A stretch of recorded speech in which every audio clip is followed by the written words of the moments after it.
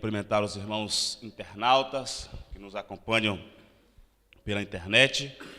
Que a paz do Senhor Jesus Cristo esteja com vocês. E se você também puder e não for um transtorno para a sua cabeça,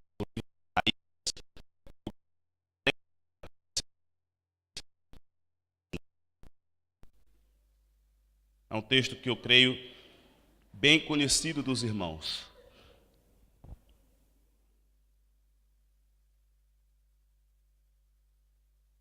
Todos acharam? Diz assim a palavra do Senhor: Voz do que clama no deserto, preparai o caminho do Senhor, endireitai no ermo vereda nosso Deus.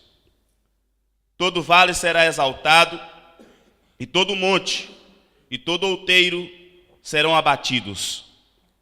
E o que está torcido se endireitará, e o que é áspero se aplainará, e a glória do Senhor se manifestará, e toda carne juntamente verá que foi a boca do Senhor que disse isso. Como já foi dito, nós estamos numa série de mensagens dessas terças-feiras sobre características do verdadeiro avivamento. E nós já falamos na primeira mensagem sobre uma pequena definição do que é avivamento. E nesta definição, nós aprendemos que avivamento é viver a vida com Cristo e de forma bem prática, avivamento é uma vida plena no Espírito Santo. É a plenitude do Espírito Santo em nós. Jesus, ele veio, comprou-nos com seu sangue, nos redimiu, nos livrou, nos limpou, e ele mandou o Espírito Santo.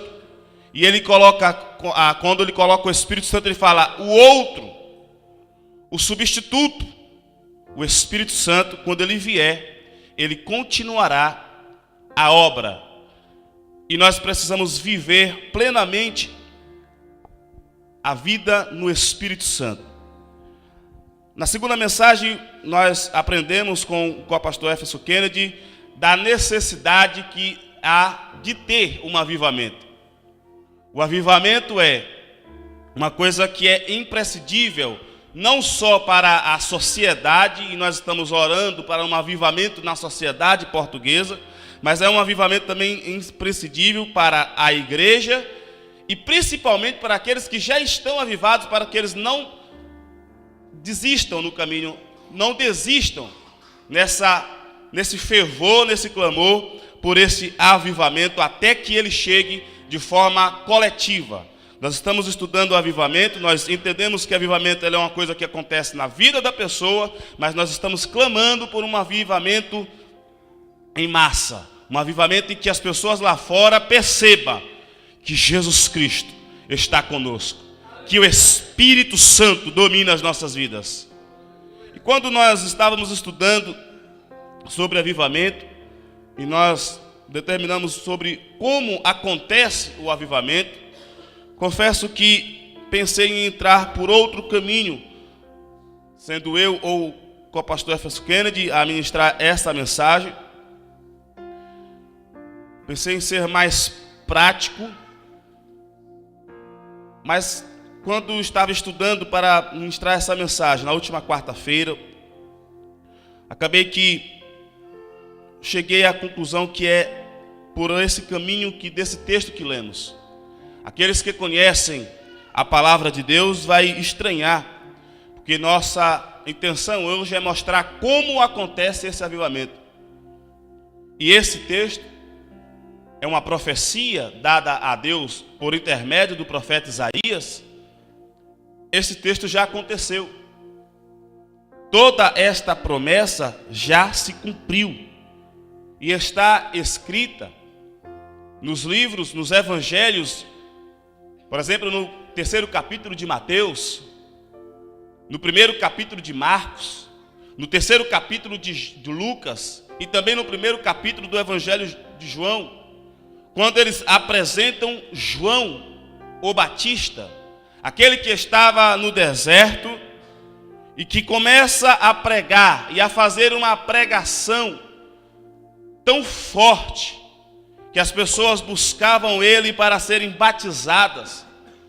E a pregação de João era tão forte que as pessoas achavam, começaram a se perguntar, será que é ele já, o Messias? E aí ele falou, não, eu não sou o Messias. Eu sou aquele que está escrito, voz do que clama no deserto, preparai o caminho do Senhor, endireitai no ermo vereda ao nosso Deus. Então João começa a falar, olha, pratiquem isso, façam isso, pensem assim, não sejam como hipócritas, não sejam idólatras. E João vai usar um termo até pesado, quando vai falar com aqueles homens, que ele vai dizer, raça de víboras, capítulo 3, versículo 7 de Lucas, raça de víboras, quem vos ensinou a fugir da ira que está para vir?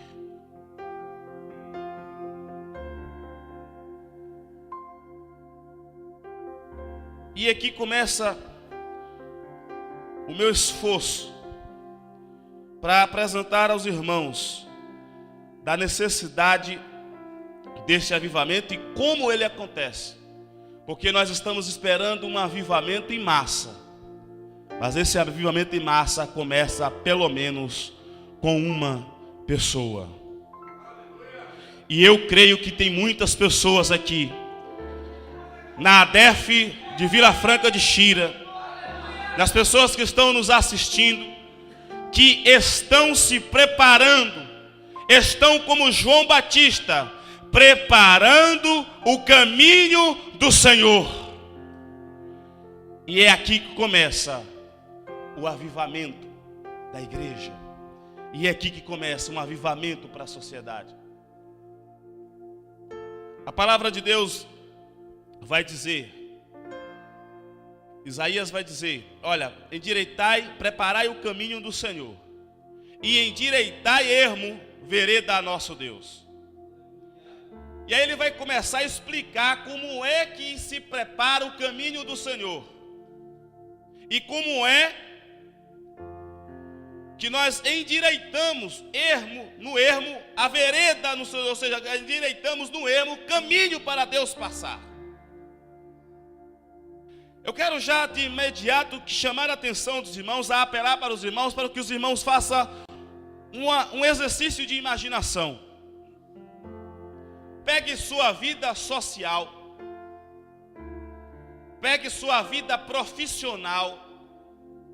Sua vida social pode ser na sua comunidade onde você mora, no seu condomínio onde você mora, ou no bairro, ou na rua onde você mora, ou na escola onde você estuda, na faculdade onde você estuda, no seu trabalho. Pega todas essas coisas e transforme em terrenos, em sítios.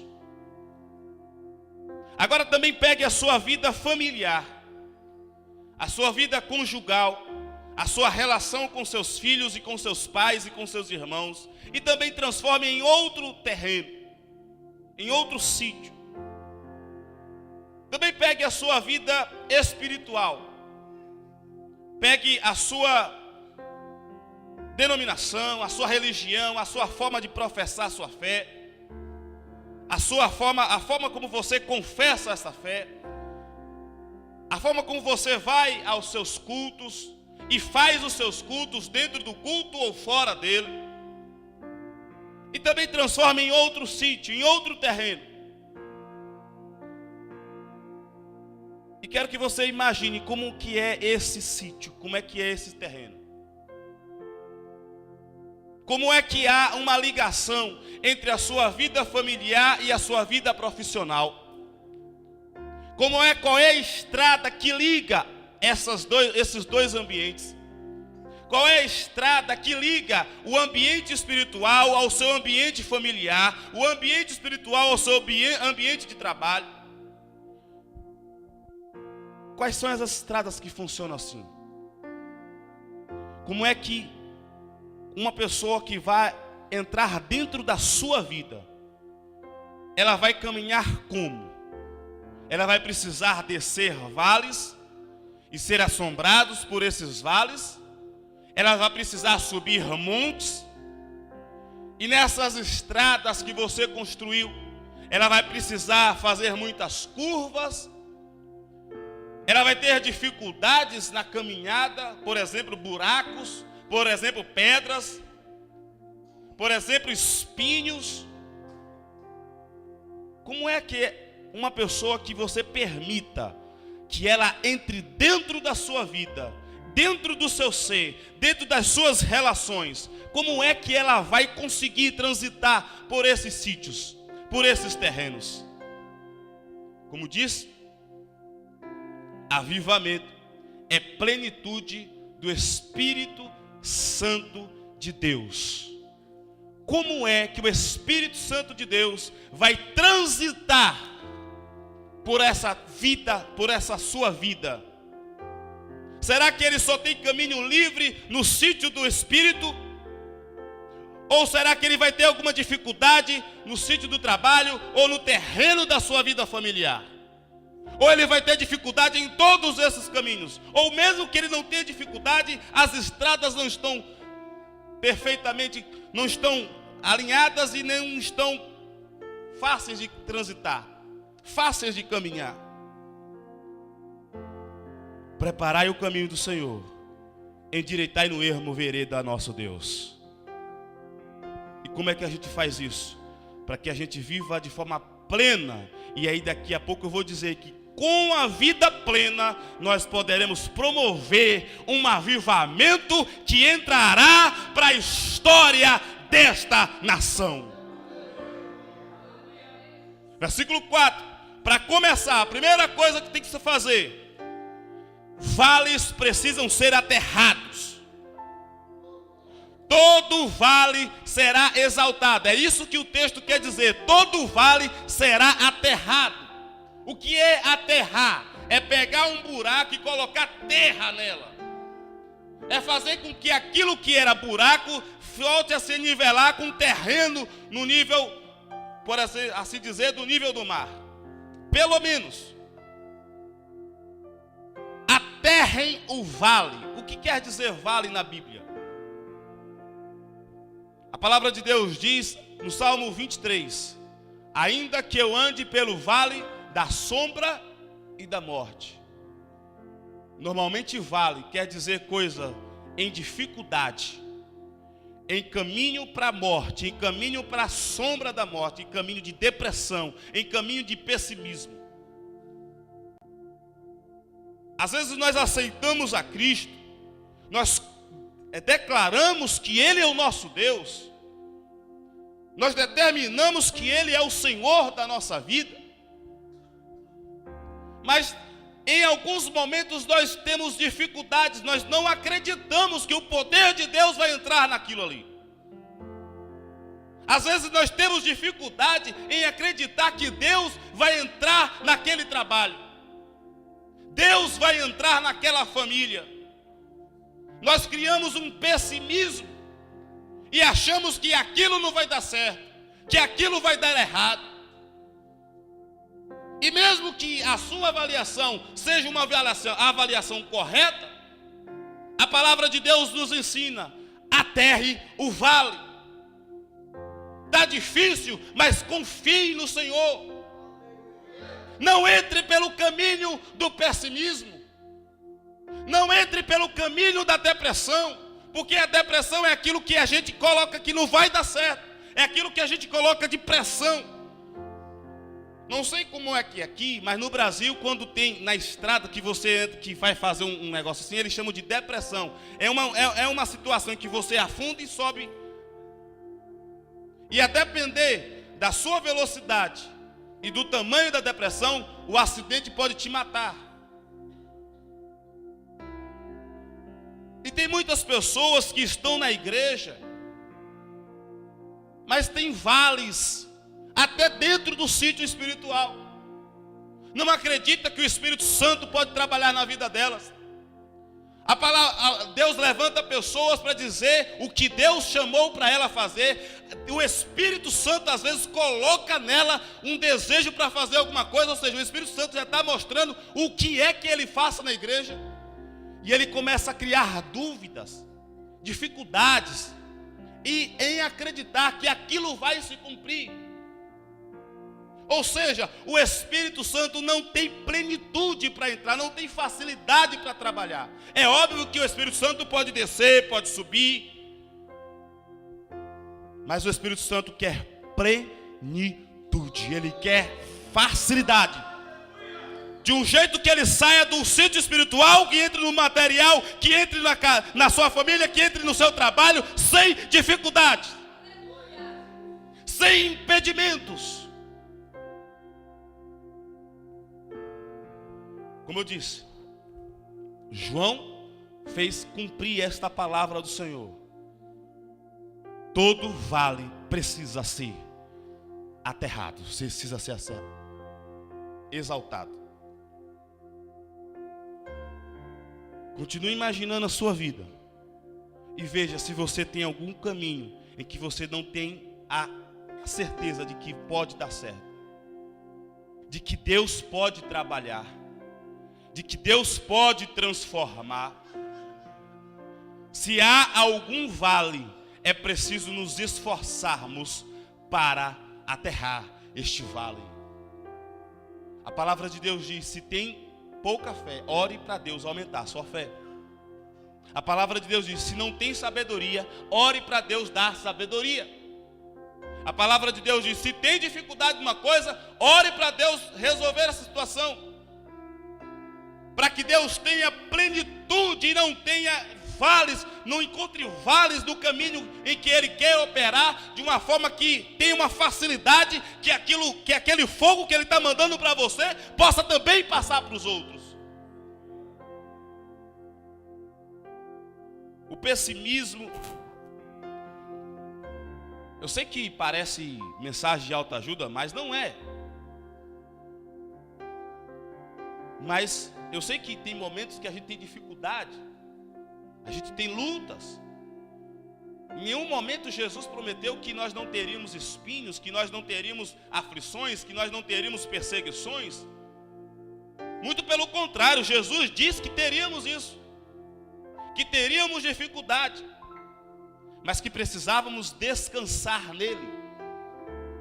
E quando eu descanso no Senhor, é como eu começo a aterrar os vales.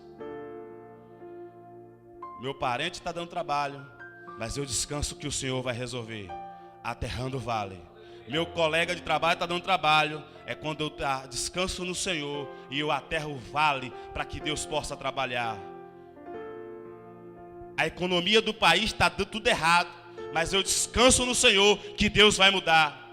A política desse país pode estar toda errada, mas eu descanso no Senhor que pode mudar. As estruturas sociais, a cultura social pode estar levando a pessoa a um caminho de perdição, mas eu confio no Senhor, eu descanso no Senhor, eu acredito no Senhor, eu continuo confiando no Senhor, clamando a Deus, eu estou enterrando os vales da minha vida.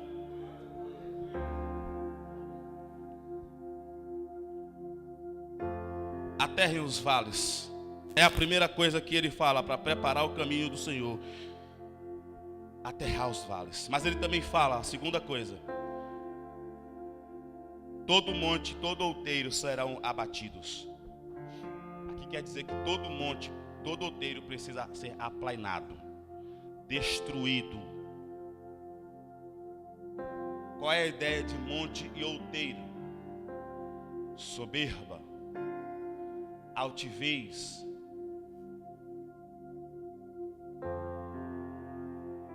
É aquilo que a gente confia nas nossas forças, aquilo que a gente acha que é por nossa causa, aquilo que a gente acha que funciona por causa da nossa força, das nossas capacidades, dos nossos talentos. É aquilo que a gente acha que vai funcionar por causa das minhas ações, por causa do meu movimento. Se eu não fizesse isso, não teria agido. Sendo que às vezes busca a Deus, ora a Deus, Deus intervém e a pessoa toma para si aquilo que Deus fez por ela. Aquilo que era para acreditar para Deus, elas acreditam para ela. Vai criando os montes.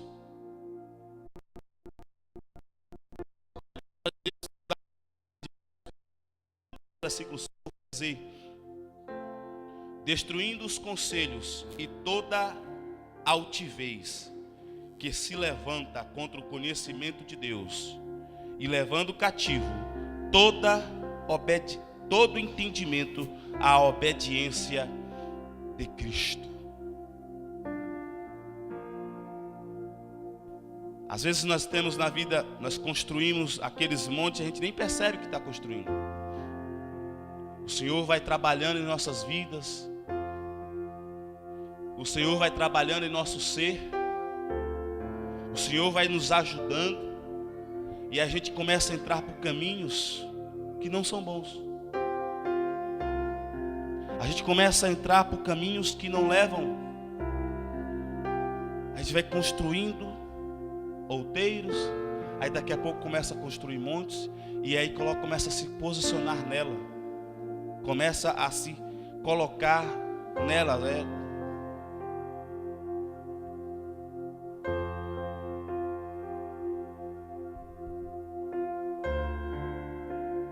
A andada que era assim, vira assim.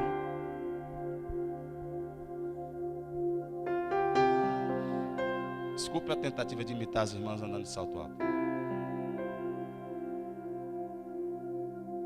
Todo monte, todo outeiro precisa ser derrubado. Tudo aquilo que leva a gente a pensar que nós somos alguma coisa, precisa ser derrubado. Tudo aquilo que leva a gente a pensar, leva a gente a entender que é a gente que faz, que é a gente que consegue, que é a gente que usa, precisa ser derrubado. Aquele trabalho que a gente pensa que só funciona por causa da gente, precisa ser derrubado. Aquele pensamento que a gente diz que a família só funciona por causa da gente, precisa ser derrubado. Aquilo que a gente precisa na igreja, ou no trabalho espiritual, alguma atividade na igreja, precisa ser derrubado. Porque quem faz é Deus, quem faz é o Espírito Santo, quem tem poder é Jesus Cristo. Mesmo que Deus nos dê capacidade, ainda assim é Deus que nos deu capacidade. Davi certa vez vai dizer: o que eu vou dar para Deus? Porque se eu faço alguma coisa com as minhas mãos por minha inteligência, a inteligência quem me deu foi Deus. As mãos quem me deu Deus foi quem me deu. A capacidade de pensar, de formular, foi Deus quem me deu. E mesmo que não seja algo de Deus, ainda assim foi algo que Deus nos deu.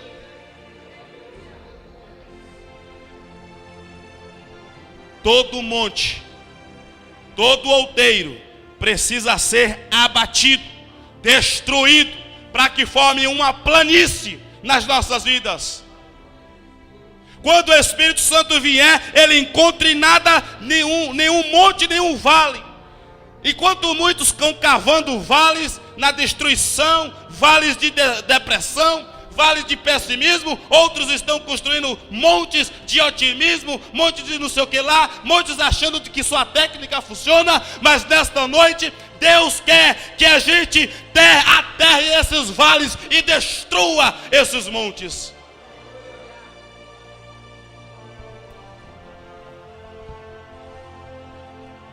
Deixa eu dizer mais uma coisa.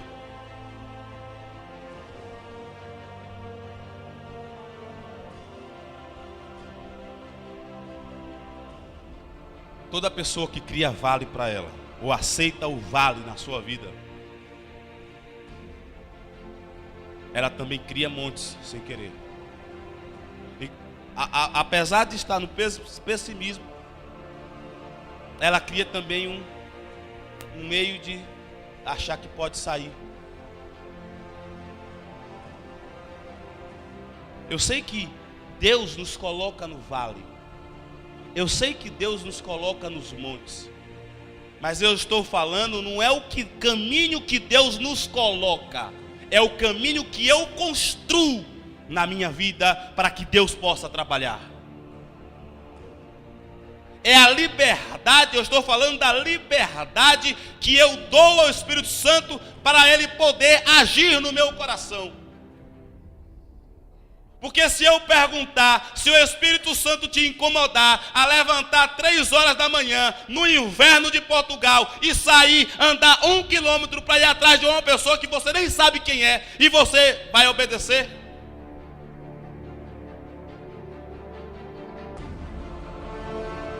Se eu perguntar, se o Espírito Santo chegar e dizer para você pedir a demissão do seu trabalho, você vai pedir?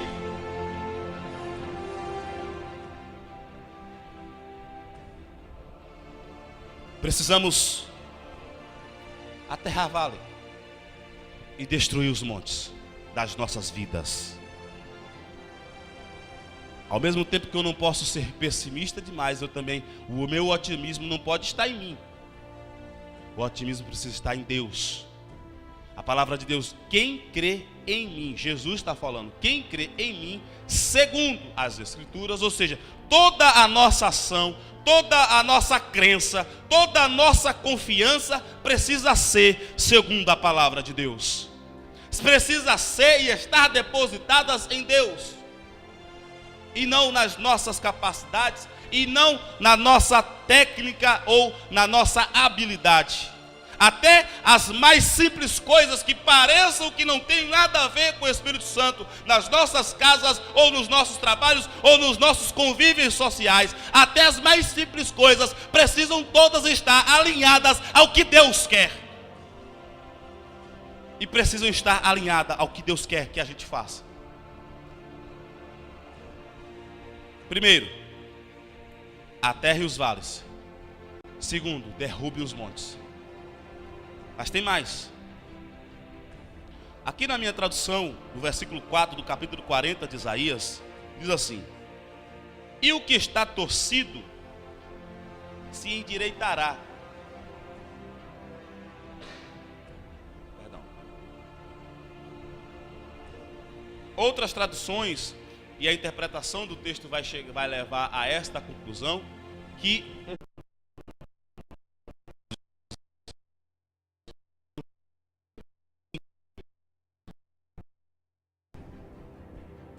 às vezes a gente olha aí, por exemplo, é a A1, né, que chama aqui essa rodovia principal aqui em cima, A1, né? Pense numa rodovia boa. É uma rodovia que sobe, tem umas desce, tem umas curvas fechadas, mas pense numa rodovia boa. 3 faixas, no mínimo. Mas ela tem curvas. Se você não prestar atenção, não vou dizer que você vai cair no buraco ou no vale, porque tem despenhadeiro, porque normalmente tem aquelas telas aí, vai bater, vai causar acidente, do mesmo jeito. Às vezes a palavra de Deus diz, em Provérbios capítulo 14, versículo 12, que o homem, Deus deu capacidade ao homem de construir caminhos, os seus próprios caminhos. Só que há caminhos que ao homem parecem direitos, parecem certos, parecem corretos. E embora esse caminho pareça ser bom, o destino dela vai levar a um outro caminho. Só que esse outro caminho não é bom, é um caminho que vai levar à morte.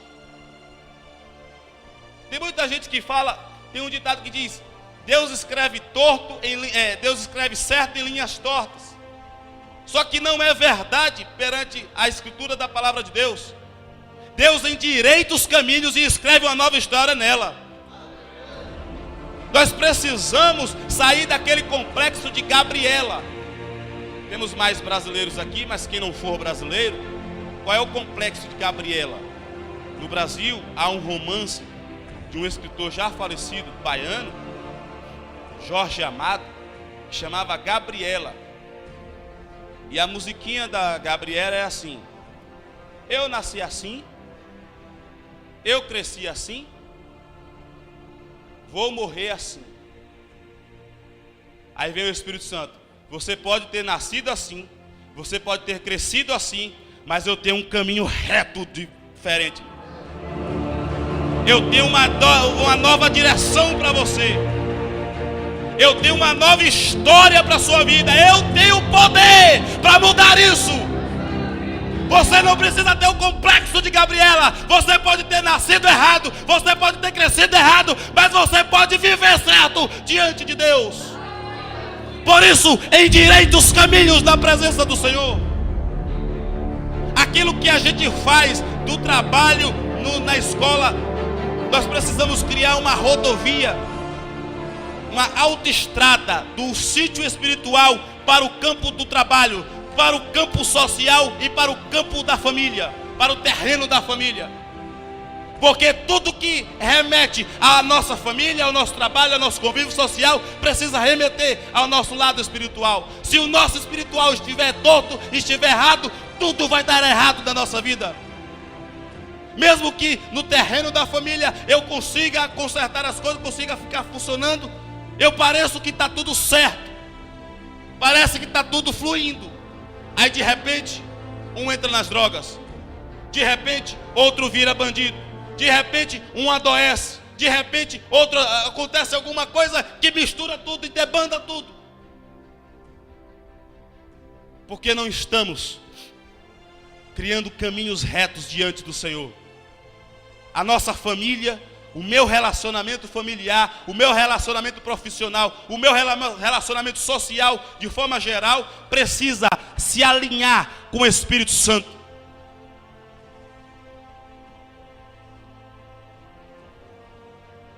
Os meus caminhos precisam ser endireitados.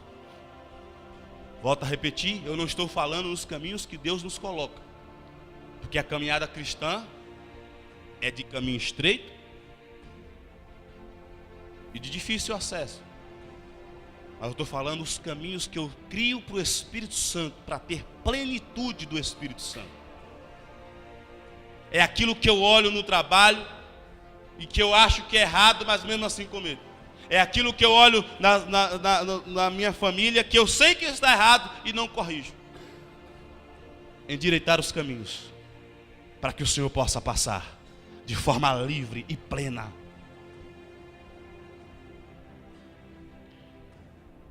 Outra coisa, aqui vai na tradução, na ARC, vai dizer: tudo que é áspero se aplainará. Algumas versões vão dizer: toda estrada com buraco precisa ser consertado. Aqui quem está mais de 6 meses em Portugal, acho que não vai lembrar nem como eram as estradas no Brasil. Mas eu ainda não completei 6 meses, eu lembro como é que são as estradas, algumas estradas no Brasil.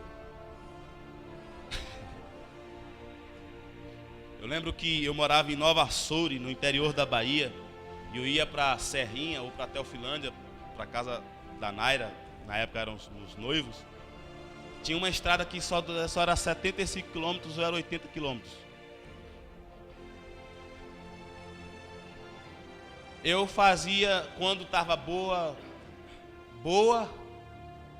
entenda conceito de boa, é sem buraco. 1h30. Imagine o conceito de boa. Mas irmão, encheu de tanto buraco que ninguém consertava aquele troço. Que a gente não podia nem escolher, a gente tinha que escolher qual buraco era o menor para cair. Chegou um tempo que a gente demorava 3, 4 horas para percorrer esse texto. E em carro alto, carro velho, porque carro velho a gente bota, não dá nem com pena dele. Aí descobrimos um caminho que se é para 4 horas, é melhor 4 horas mais tranquilo. A gente dava uma volta que durava 4 horas mesmo. O Ribeiro do Pombal até chegar a Serrinha. Imagina o Espírito Santo caminhando sobre você e ser igual a essa estradinha aí. Sempre tem uma murmuração. Sabe qual é a estrada de buraco? Estrada de murmuração.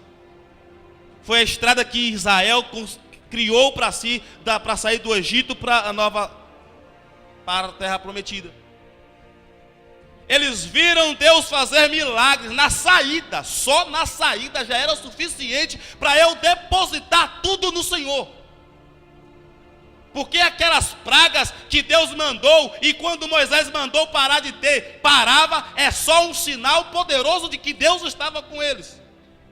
Só aquilo já era suficiente.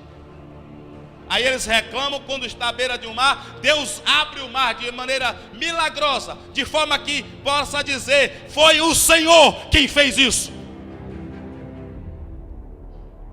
Mais à frente, mais dificuldade, mais murmuração.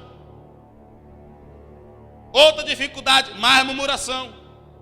Outra dificuldade, mais murmuração, mais reclamação, mais... E vai mais buraco. Aí você não percebe que tem o Espírito Santo que quer ter plenitude. Aí você ora para que Deus haja no seu trabalho. Se você construir um buraco, uma estrada de buraco para ele passar.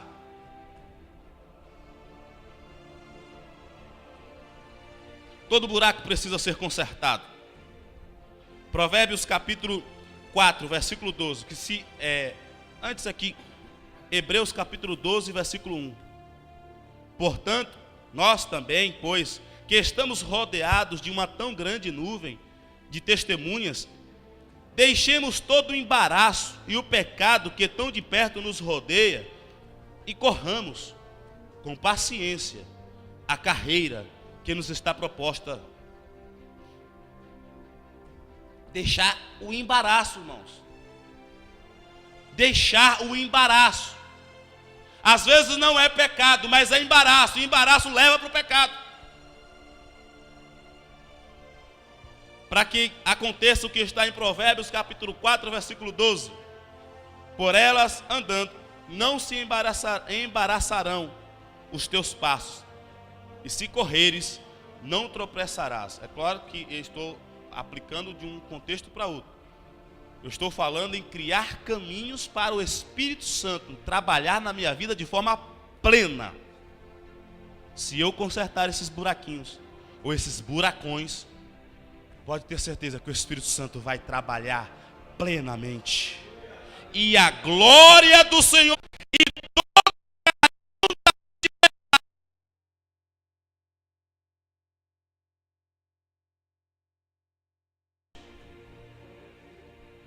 que o Senhor mudou as nossas vidas.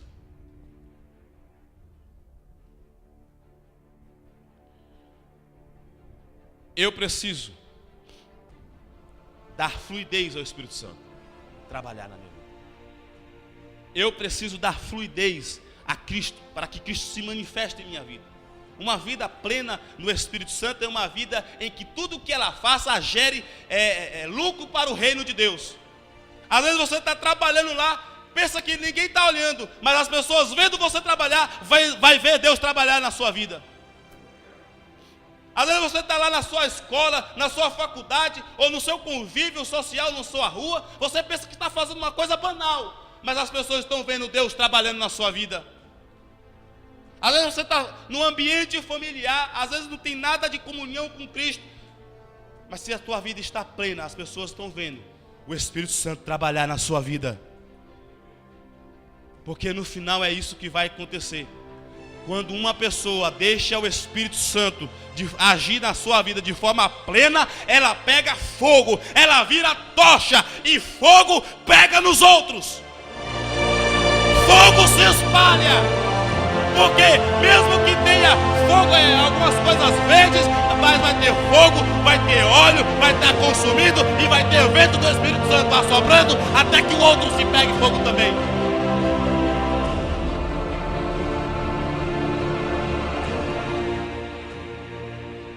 Quer ver o que acontece quando a gente faz essas coisas? Vamos voltar para João. Mateus capítulo 3. E já quero encerrar.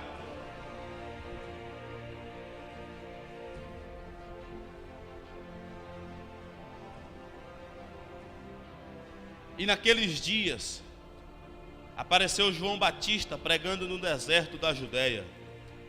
Onde? Nas planícies do Jordão. no deserto, aonde João levava a multidão. As pessoas iam para o deserto ouvir o sermão de João, e a gente já viu que o sermão de João não tinha nada de manso. Arrependei-vos, porque é chegado o reino de Deus, dos céus. Arrependimento é aquilo que mostra que a gente vai aterrar os nossos vales, que vai destruir os nossos montes.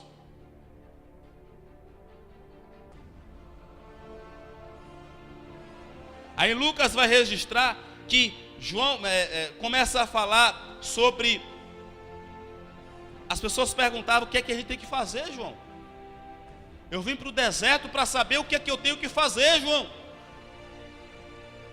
Não, vocês estão imaginando você ir para um lugar que você quer sossego e uma multidão vai te procurar para você pregar o evangelho para ela?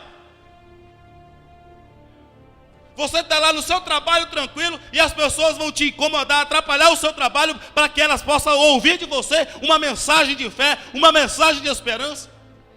E mesmo que essa mensagem de fé e esperança resulte em uma mensagem dura, arrependa-se. Não...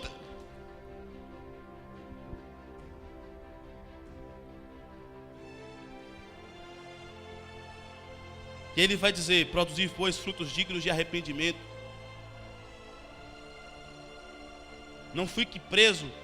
Eu tenho por pai Abraão. O que é que ele está falando aqui? Vocês estão acreditando que estão tendo a fé porque tem por pai Abraão. Mas eu digo que Deus pode pegar essas pedras, uma dessas pedras, e transformar em filho dele. Ou seja, as pessoas estavam colocando sua confiança no lugar errado,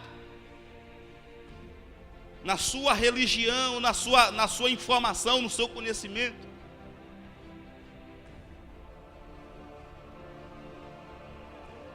Ele falava também, versículo 11: reparta o que você tem com as pessoas.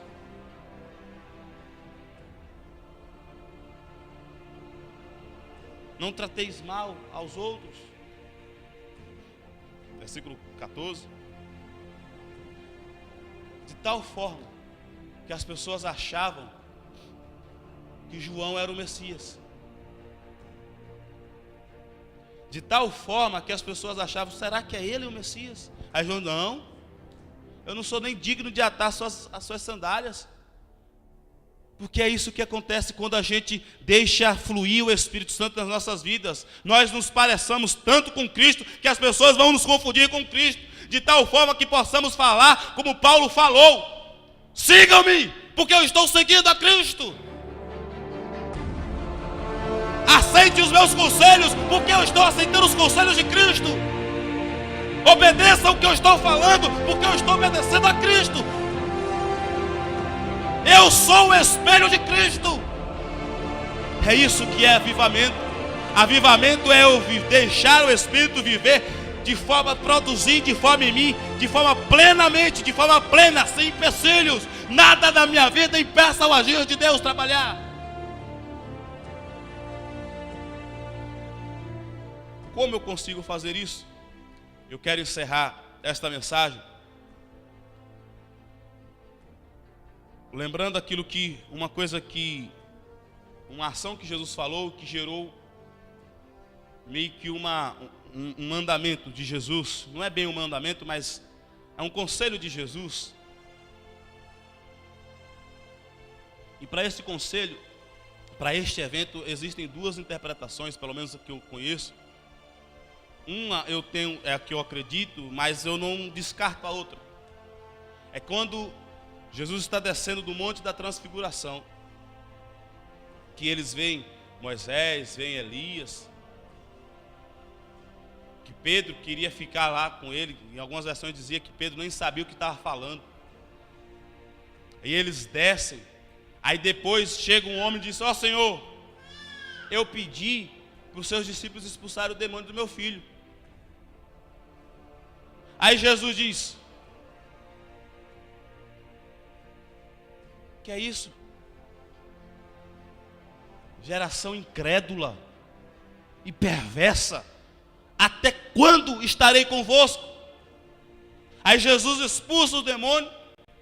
Aí depois, com mais tranquilidade, eles perguntam aos discípulos: Senhor, por que eu não consegui, ou por que nós não conseguimos expulsar aqueles demônios?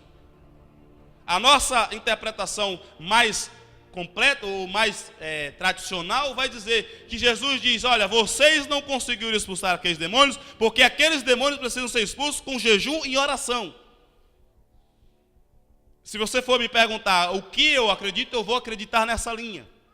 Mas há uma outra linha de raciocínio para isso, que eles acreditam que Jesus não estava falando dos demônios que ele expulsou do menino. Porque Jesus fala, ele dá a entender, esses demônios, essa casta de demônios, dá a entender que os demônios ainda estão por perto. E Jesus está falando, olha, raça, geração que é incrédula, que não tem fé e que é perversa. Até quando estarei convosco? Aí muitos falam, Jesus certa vez perguntaram para Jesus, olha, Senhor, por que seus discípulos não jejuam? Aí Jesus vai dizer, não é o momento deles jejuar, mas vai chegar o momento que eles vão jejuar. Enquanto está o noivo na terra, vai jejuar para quê? Mas vai chegar o momento que o noivo vai ser tirado, eles vão precisar jejuar. Aí eles lembrar, algumas pessoas acreditam que os demônios, a casta de demônios que Jesus está falando, não é a casta do menino, é a casta que está provocando perversidade e incredulidade nos discípulos. E aí Jesus diz, até quando estarei convosco? Óbvio que, deixando claro que são duas formas de pensar. E eu já mostrei qual é o meu pensamento. E eu já disse que se for as duas ou uma só delas, para mim também não vou ter dificuldade em aceitar.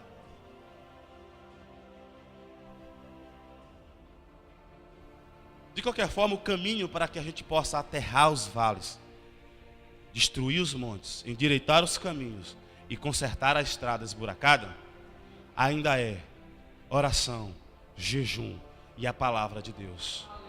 Ainda é arrependimento. Ainda é clamar ao Senhor, ainda é buscar a face de Deus, ainda é se humilhar.